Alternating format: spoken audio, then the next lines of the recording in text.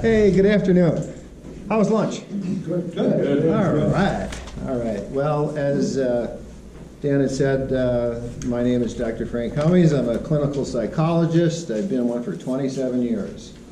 ECLEA, or CLEA we call it, is Equipping Church Leaders in East Africa. Here's some of the photos that I took from my 28th trip, was just last month to Kenya. We go to the 5 countries around Lake Victoria, Kenya, Tanzania, Burundi, Rwanda, and Uganda. And I've trained about 1,400 pastors in about 70 different conferences that I've done. So I love the people. I don't like the food, and I don't like the weather. Funny story, I was pretty close to South Sudan in northern Uganda, and they don't have electricity there. I did not know that, so I bought a fan from Walmart because it's blistering hot there, and I plugged the fan into the wall. Didn't realize that it's 12 volt electricity up there, so the fan started smoking after 5 seconds, and I was sweating unbelievably so. But again, it's just a real pleasure and an honor to go over there. So scheduled by, that's Eric, you may know him. It's Eric Murray, he's from this church. And these are just some of our pastor trainings. I go over there with Jonathan Menn. He's the director of the CLEA. He and I started it, I don't know, 7 years ago, 6 years ago. It's a typical washed out road. We just have to wait for the water to, because it rained uncontrollably so, and so this is why they have very poor engineering over there, civil engineering. So, but we actually drove through that road and didn't get washed out. So well, welcome. This afternoon is about how to stay calm and in the moment and be present, especially as it relates to parenting. How many of you are parents? How many of you get stressed out sometimes by being a parent? What are some of the things that are distressing to you? If I get 3 or 4 people to testify. What are the struggles? Yes, sir. Too many questions at once. Okay. All right. Good.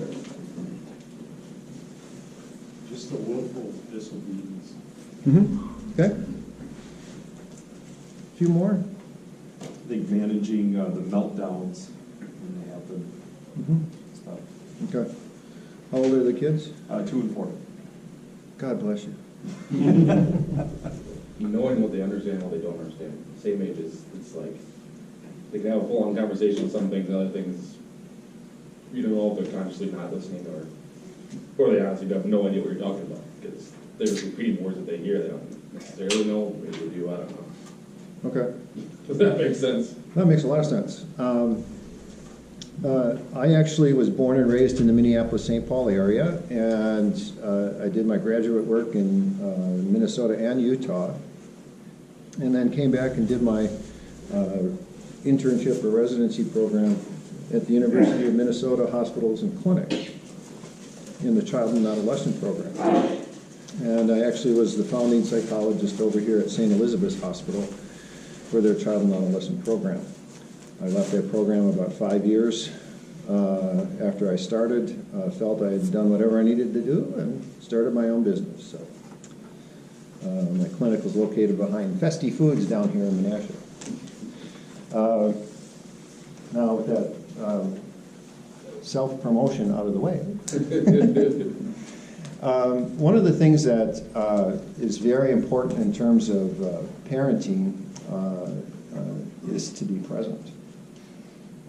It's difficult to be a parent if you're not there. And with the time demands on most of us, that can be quite difficult. It's difficult to know whether or not a kid just wants attention. And you can give some kids carloads and box carloads full of attention, and then another empty boxcar shows up and they want more. But there are some things we'll go over first, and I'll be happy to answer very specific things. One of the things that I hear consistently from parents is that the kids weren't born with a manual. And if you look at Proverbs 22, verse 6, and we'll cover that more in the next segment. But Proverbs 22, verse 6 says, it's a very famous verse that's often misquoted, but it's train up a child in the way what? He should go. And when he is old, he will not depart from it. Well, that verse is often misinterpreted, but we'll go into greater detail that in the next hour. But the way he should go is more properly interpreted like a child's personality. So we have to adopt our parenting styles for each of our kids, because each kid is an individual. You always have the hero, the one that absolutely you just look at them and they obey, And then there's the other kid that is the recalcitrant or defiant one, that it doesn't matter what you say, what you do, they're going to win. So in designing interventions, they have to be designed specifically for the child's personality. And consistently, I hear from parents is, well, I tried that for 2 weeks and then it stopped working. All the time. It's like, okay, so then we go back, and I actually even have an in-home specialist that goes in to work with families. And what we have found, and the research is pretty clear too, is that most parents get so frustrated after the second week they stop doing the intervention. So it has to not only be done, but be done consistently and be done in love. Most kids, now there are going to be some exceptions, the vast majority of kids, about 85%, this will work on them. And that is, you do an intervention, and you do it consistently, and you do it in love. Those are the three main criteria. Well, what kind of interventions are you talking about? Well, almost always, kids want something. You got to figure out what they want. And then you got to manipulate it. You got to manipulate the variables to maximize the outcome. Well, what is it that kids want? Almost all of them want time, attention, but they also want to know that they're loved and they're cared about. I just met a guy in jail. I go to jails and prisons a lot too. He had said that he didn't know who his biological father was, but that his stepdad, he felt loved by him. And I said, well, why? This guy murdered somebody, by the way. I said, well, what is it about your stepdad? He says, well, he was there for me and he was consistent. And he let me know that I was loved. It's really important to set limits on kids. And if it's, I can give you lots of examples from my son, but the curfew limits for teenagers, it's midnight. And I said, for every minute you come home late after midnight, it's going to be a half hour earlier next time. Well, I can't tell you the number of times he came running through the door panting at 11:59 because he wanted to have that midnight thing. That was a real motivating thing for him. Other kids' food is a motivator. Other kids' time and attention is a motivator. But the younger the kid, the more you have to parent them. It should make sense. When you mentioned about how do you deal with questions? No, right? I'm saying debates more so than questions. Okay, just set a time limit on it. That's fine. Just say, you know what, I'd be happy, and you can turn on the timer on the stove. I'm a big fan of setting time limits. When I say if this needs to be done, I don't need to be debating and debating and debating. Mm-hmm. Yep. And, yep. I think it's fine to set time limits on them, but then you have to instill a consequence. So you have a target behavior that you want them to do something. And other kids, if they're like, why, never answer a why question. It is the stupidest thing that parents do. Because a why question asks for an excuse. And so everything can be an excuse. So never ask a why question and never answer a why question. It's not helpful. What do you suggest the answer instead of the why? Like, when they ask you why, do you just ignore it, or what do you suggest saying? Give me an example. I guess like, you should pick up your toys. Why do I have to pick up my toys? Mm-hmm. Like, how do you suggest answering? You can be the broken record. I need you to pick up your toys. Okay, yeah. I need you to pick up your toys. You don't have to answer a why question. Sure. Because then you let them be in control of the relationship. Mm-hmm. So broken record's a great thing. I used to really piss my son off because he would come, blah, blah, blah, blah, blah. I say, is there anything else? Blah, blah, blah. Is there anything else? Blah, blah, blah. Is there anything else? It's another way of being a broken record. You don't have to get into a debate. And you simply don't have to do that. Let's get through some of the content that's on your handout here. But often when parents get stressed, they're missing one or several of these elements in their life. And we call them the redemptive things. They're listed there on your handout, kind of in the small print because I want to keep it on 2 pages rather than 3, just for easy. And this handout will also be located on or put up on the website. I think they said in about 2 weeks or so, along with the camera shots. But what's the first one listed there? Say it again? Physical fitness. Yes, redemptive physical fitness. One of the things that I learned a long time ago is that I feel better when I'm active. So it doesn't mean you have to have a gym membership. You don't have to have a treadmill or a Bowflex in your house. You don't have to go to Planet Fitness and push the lunk alarm when someone's slamming weights around. But making sure that you do something that is helpful to you. It could be simply walking the dog. I know it doesn't look like it, but I've run 30 half marathons. I can't do them anymore because I've been diagnosed with arthritis, and it's somewhat painful. Every day is. But during that time, and I like food too, so I could easily weigh 3 or 4 bills if I didn't do some kind of exercise. If you find yourself being stressed out, that may be something that you can do, is to engage in some kind of physical activity. Sometimes even chasing the dog around or playing fetch can be quite enjoyable. It can be a de-stressor. And that also gives you some sense of control over something in your life.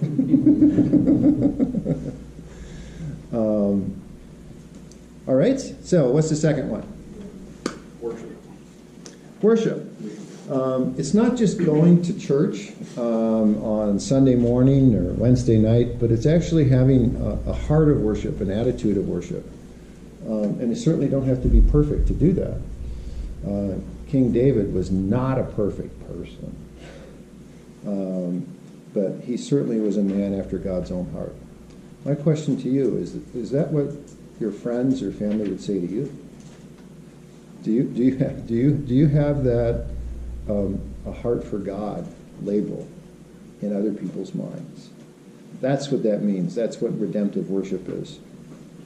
Over in East Africa, the church services last about 3.5 hours in these tin sheds, and it's like an oven. I go in there as a piece of white bread, and I come out as toast. I mean, it's like really hot. I'm sweating, and, you know, they're sitting there in parkas and knitted hats, because it's cold to them, but I had a lady do that once. And sometimes they are breastfeeding in the front row while you're preaching, you know, it's a little distracting, but redemptive worship is simply not just going to church for 3.5 hours or dancing and singing, but really having that heart of worship. It's not repeating the same verse 12 times, worship chorus 12 times, and that somehow means you're more worshipful when you do it 12 times than when you do it 10. Okay? It's not that at all. Okay, so there's redemptive physical fitness, redemptive worship. What's the third one? Patience. Woo! You know, it's the old joke, Lord, give me patience and give it to me now kind of thing. It's important to keep in mind as parents, not everything has to be done right away. Children are born with a cleaver or a hatchet, and their goal is to chop mom and dad from each other. When we look at the term oneness, Jesus said that I and the Father are one. When you look at that in the Greek, it's the same word that's used for the man shall leave his father and mother, and the woman should leave her home and become one flesh. It's the same term that's used. So in premarital counseling, I do marry people, but they have to do counseling with me for a year. I require 12 months of counseling.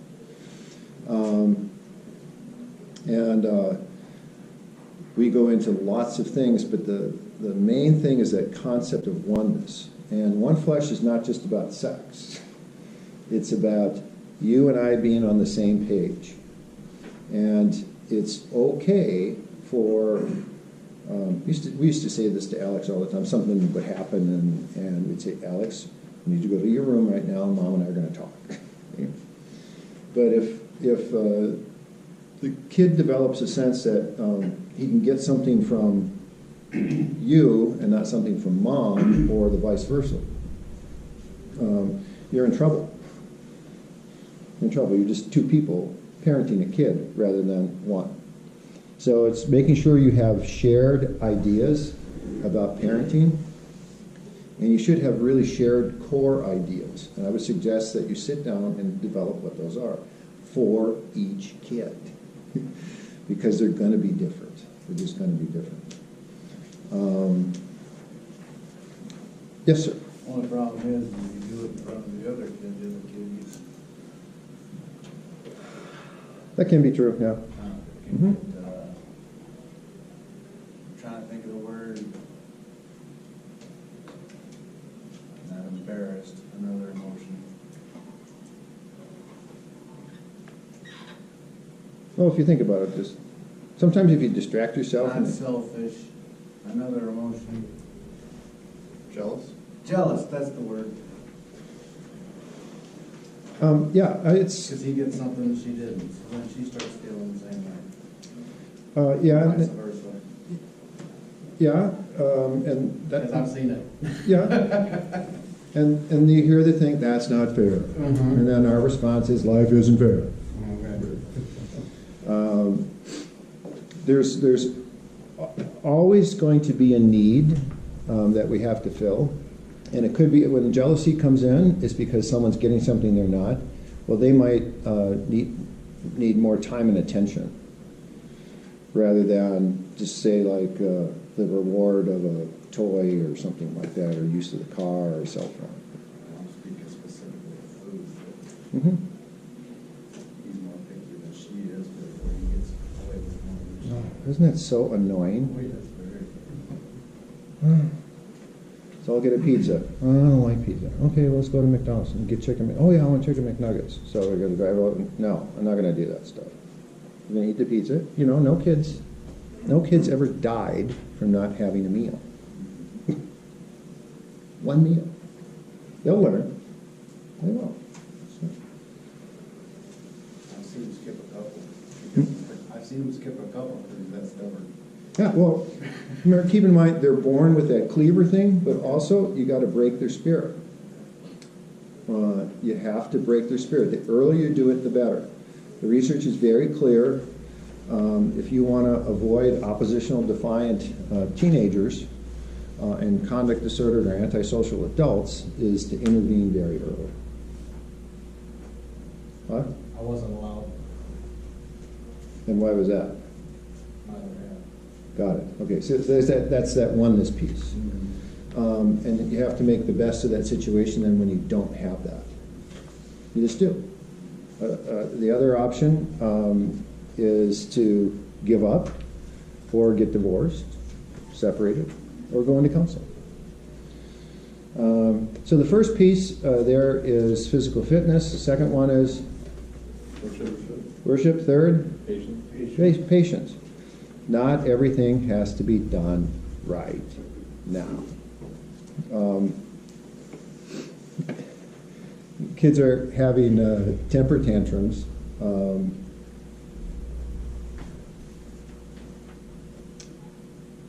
I can stand that.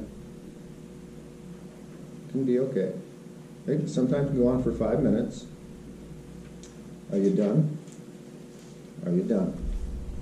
Are you done? Or there's the infamous, "Blah, blah, blah." I just look at him and say, you know, you can talk while you cry. Many don't have an idea that they can do that. But using that as an intervention helps de-escalate them as well. What's the fourth one? Friendship. Pardon me? Friendship. Friendship. What are the quality of your friendships? I had somebody got upset with me once and filed a complaint against me stating that he thought that because I got mad at him, well, I wasn't mad at him, but he was goofy, because I didn't have any friends. And my brother Dave said, on what continent don't you have friends? Because I travel so often, I do have friends on every continent, including Antarctica. So, what are the quality of your friendships, and who are they? Are you the kind of person that wants to be your friend? I have several good friends, a few really close ones, but most of them are on the periphery. You know, you've got your inner core of people that you share things with, and then, you know, intimate details, and then there's another group that you share mostly exchange of information, but nothing too intimate or personal, and then you've got your superficial exchanges of people. What are the quality of your friendships, and are they refreshing? I call them relationships where I get interpersonal nourishment. I'm fed,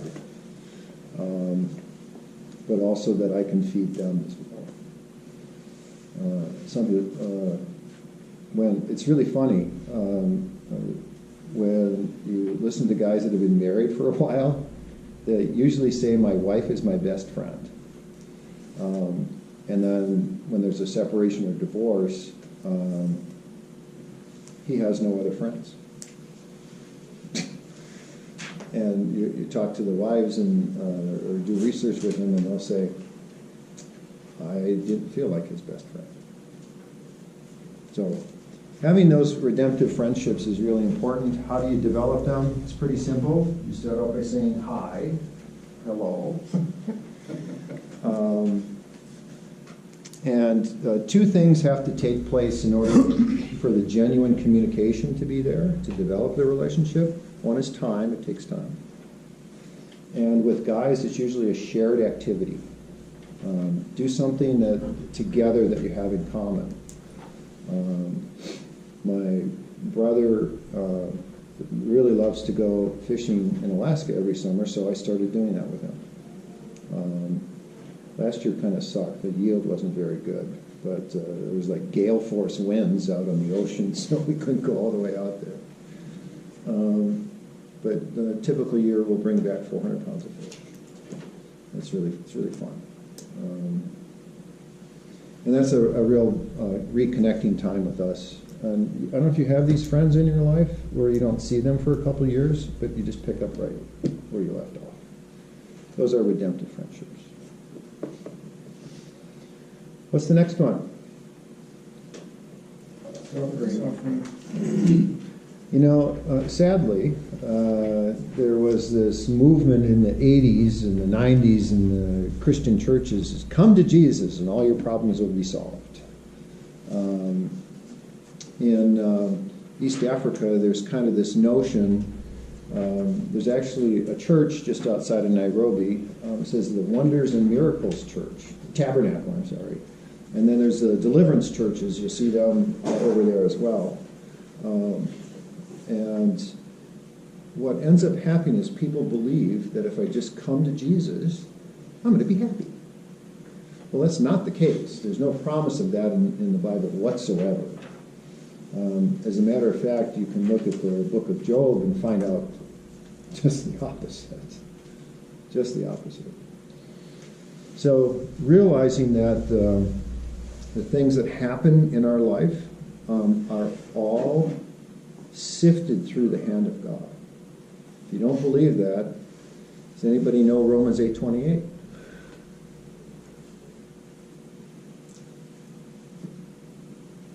For we know, go ahead, Derek. For we know all things. Oh, wait a minute, my Bible says some things. Nope, that's Dr. Cummings' Bible. It is. Would you like to buy one? For we know what? All things. All things work work together for good for the good of those who love God who love God and are called. according to His purpose. It's all things. It's all things. And it could be that your son was just diagnosed with cancer. It's all things. It could be that your wife is depressed. It's all things. It could be that you have a really crappy boss. It's all things. So realizing that everything that comes to us is sifted through the hand of God, it's those all things.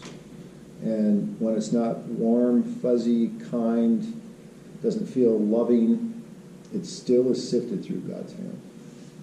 Because He's in control. I may not seem that way, but He is.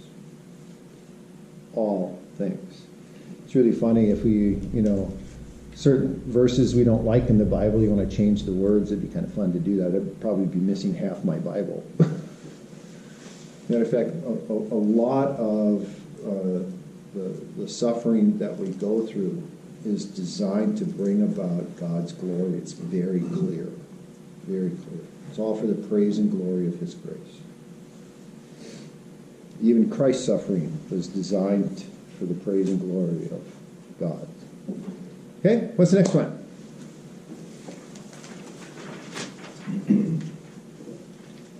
Reading, studying, and meditation. I used to just read like medical journals and psychological journals. Got a lot of useless information stored inside my head.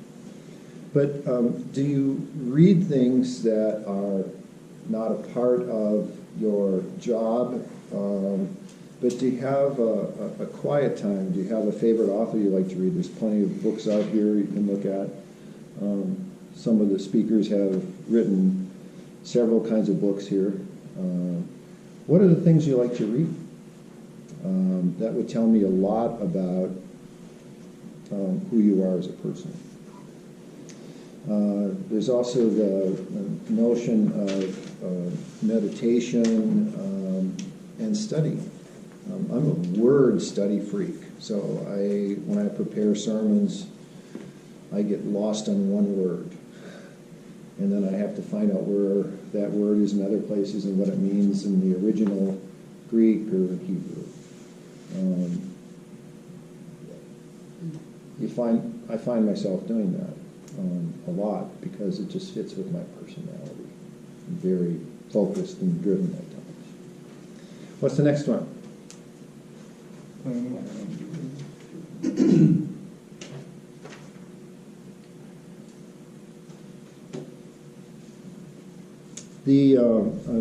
I've worked with a lot of athletes, even including professional ones.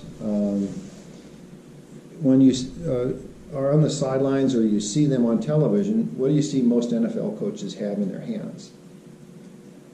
Play sheet card. It's a play sheet. It's 4th and 1. You know, here are the options. It's 1st and 20. Here are some options. And because there's so many different things, they put them on a card and then they put it up here and then they say something in the microphone and put it down. And doing research with about 3,000 athletes, it's very, very clear that there are winners and losers. I call them elite and non-elite athletes because no one wants to be called a loser. But if you want to be, the thing that makes a difference between elite and non-elite athletes is one thing, and that's goal setting. Elite athletes set goals, and they develop a plan to help them achieve that goal. Anybody here heard of the 7 Habits of Highly Effective People? Okay, all right. Well, habit number 1 is being proactive. That means you got to do something. Habit number 2 is begin with the end in mind. So habit number 2 is really that planning habit, and true leaders will do that. And you can develop a plan, and then you got to make adjustments for distractors that come along to interrupt that plan or that goal attainment. Okay? What's the next one? Prayer. Redemptive prayer. I would say, with very few exceptions, the first thing that goes through my mind in the morning when I wake up is the verse, "This is the day the Lord has made, and I will rejoice and be glad in it," even though I may not feel like rejoicing and being glad at that time. I usually get out of bed right away in the morning. I'm a morning person. The lady that I married is not. So I have to be very quiet, but no. But the prayer piece is really important, and it can be done out loud. It can be done silently. It can be done for other people or for ourselves. Prayer is nothing more than communicating to God how we think, feel, and act. A lot of people get upset when I say this, and I really don't care. But if you're mad at God, tell him. If there's anybody that can handle your anger, it's him. If you don't believe that, look at Psalms. One in particular, I love is, pardon me? God, my God, why have you forsaken me? Yeah, that's another one. Yeah. The Psalm 77, there's this march through misery,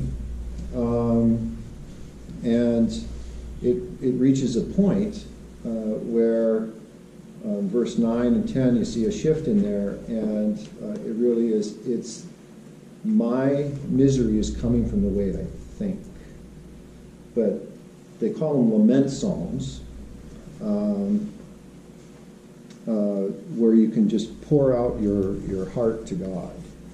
There's a particular section of those, and if you want them, you can email me and I can send them to you. But the expression of emotion can also be, to God, is also a prayer. God, help me with this. But it's also, you can have times of prayer and praise as well. Got a few more. What's the next one? Forgiveness. Forgiveness. Boy, don't you have to do that as a parent? It's really annoying sometimes. My son smacked up 2 cars. One he completely totaled down in Milwaukee. That was fun. So I made him pay the deductible for the car. And then a few months later with the new car, he backed it out of the garage and was looking at something else, and the left quarter panel in the front smacked right into the door jam. It's not a door jam, but the side of the garage door, and just almost peeled the quarter panel off and wrecked the wood. And he came in screaming at me, and he says, "This is all your fault." I said, "What? It's all your fault." "What do you mean?" "Well, who turned the wheel?" I said, "Well, I don't know, you backed out about 15, 20 feet, and now you're telling me it's my fault." I don't get engaged in a lot of conversations about stupid things. You got to figure out what's stupid and what's not stupid. But I have found that redemptive forgiveness means truly forgiving and letting something go. Our spouses may not understand that. We even joke about that on some of these insurance commercials, where the accident forgiveness thing, and then the guy looks at his wife and says, "See." But how does that habit of redemptive forgiveness get started? It's by asking for it ourselves, and then demonstrating it. Because our kids don't come up to us and say, "Wouldn't it be great? Daddy, Daddy, Daddy, please teach me how to deal with my anger." They don't do that. What they do is they come up and they kick you, or defy you, or break something that's important to you, and step back and see how you react. And they go, "That's how I deal with my anger. That's how I deal with this. That's how I deal with that." We actually become the role models for them. So being a role model for forgiveness means that we have to ask for it sometimes too. This young man that I'm mentoring now, he's very, very good at that. He's very good at that. But he's also very good at faithfully reminding me when I have a bite in my voice or I'm not listening, and I have to ask forgiveness from him. 2 more, I think, right? Or 1? What is that?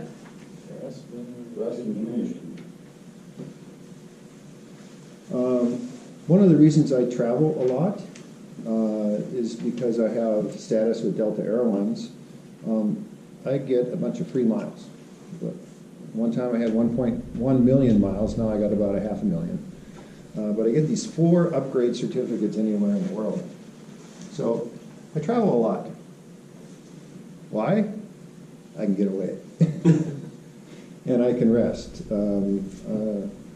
I haven't been sleeping very well since I had malaria, but I spent 2 weeks in Israel this summer. It was blistering hot. And I think I slept for almost close to 5-6 days straight. I just needed to do that. I just needed to check out. I was fine. Okay.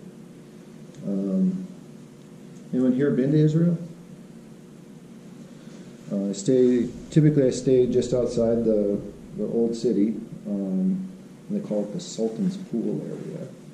And I tell you, make sure you get a room that has an air conditioner when you go there, because it can be really hot. So just even getting away, and some of you have cabins, you like to go fishing, that could be redemptive. But making sure that whatever you do, sometimes going camping for me is not restful. Shaking your head, Oh, let's go camping. Depends on who you go with and how much of the burden is on you. Oh, yeah. Much crap they want to go on. When you get back from a vacation, you need a vacation from the vacation. If you go with friends, it's good because the burden's split up. If I go with my family, I've got a 5 and a 3-year-old, and the wife is taking care of them and the newborn, so she can't help me, so everything is... Yep. Mm-hmm. And you don't have $300,000 to buy one of those fancy RVs that you can drive around. That's not camping. It's glamping. That's just a smaller home. Yes, exactly.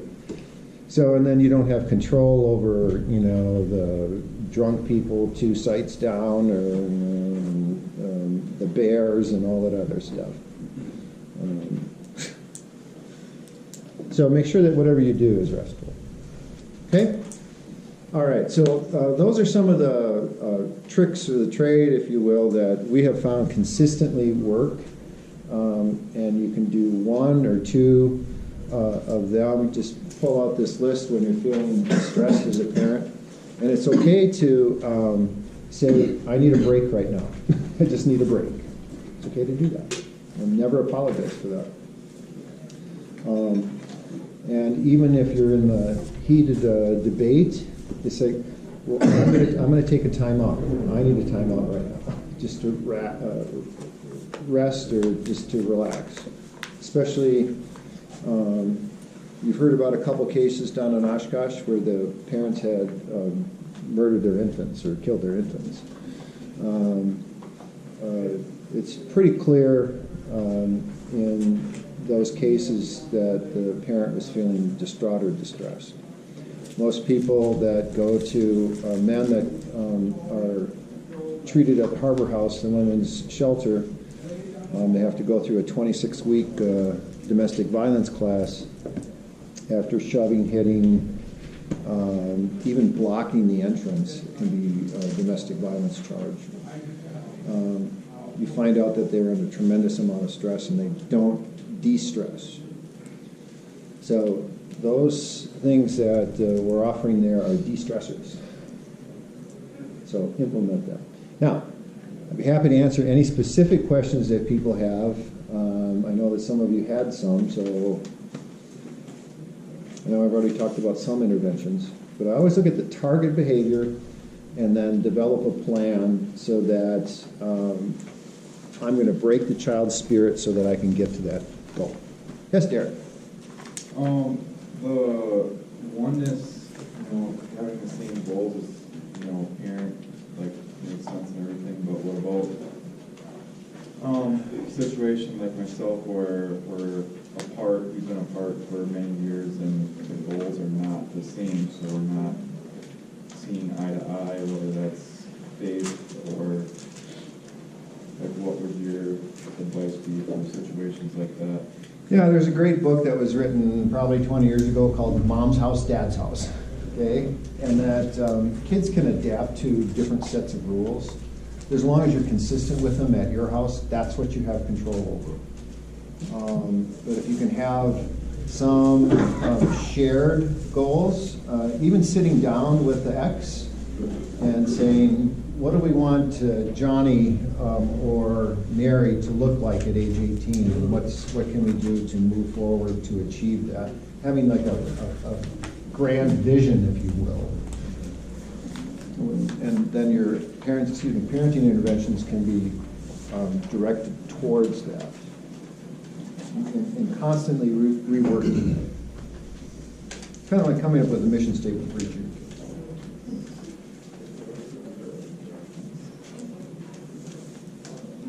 Anything else? Any other questions? Well, I'll be up here. You talked about the motivating force that you kind of find what motivates the kids. Absolutely. How do you find that? Because my two sons are very completely different. The older one I can talk with and I can get through to. The younger one, it's like he'll do something that you can tell he knows is wrong. He'll just look at you and smile, and then if you try to scold him or do anything to him whatsoever, he just kind of goes blank face and almost like he goes into his mind and shuts everything out. Mm-hmm. And I have no idea. I guess. You wonder if that's your child, or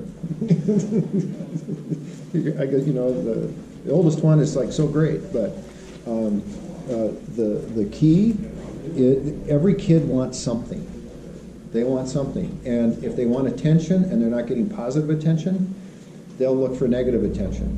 So find the times that he's on task or exhibiting target behaviors, and lavish praise, lavish rewards. So don't just intervene in the defiant cycle, I call it, but respond to them when you see them doing something good, and it takes effort.